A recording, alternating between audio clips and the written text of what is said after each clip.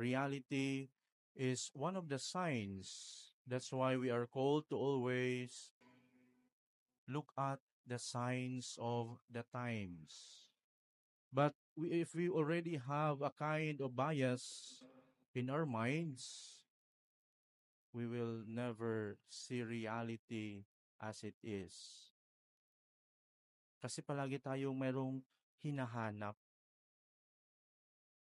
Kahit ito yung pinapakita sa atin, we will always fail to recognize it because we are still looking for that something na kung minsan gawa-gawa lang naman ng ating mga isipan.